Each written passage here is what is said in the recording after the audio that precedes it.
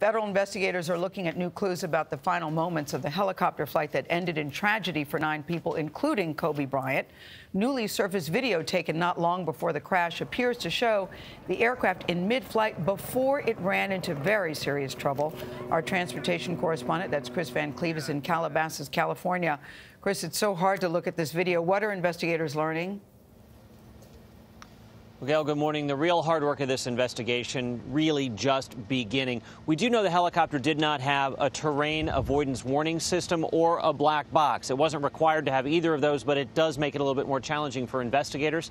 They have recovered an iPad that may have belonged to the pilot and a cell phone at the scene. They are going to go through those. They also found maintenance records from the helicopter in the wreckage. Those are being analyzed. But the big question, why did the helicopter fall from the sky, remains a mystery.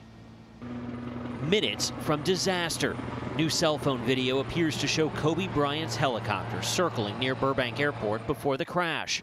Tuesday, the NTSB used a helicopter to airlift the wreckage off the hillside.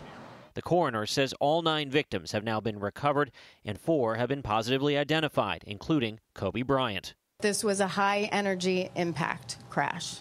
About 35 minutes after takeoff, with the weather deteriorating, pilot Ara Zabayan asked controllers to track him on radar, but he was flying too low. 4 minutes later, he radioed he was going to go above the layer of clouds.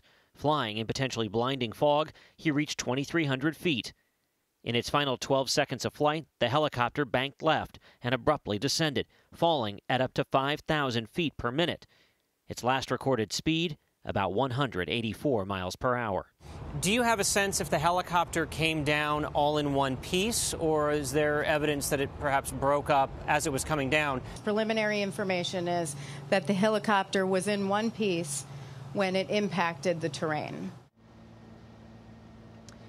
And they were only a few minutes flight away from their destination, the Camarillo Airport, here at the crash scene. One thing that came up at the press conference that's getting a lot of buzz was this idea that they were 25, 30 feet from clearing a ridge.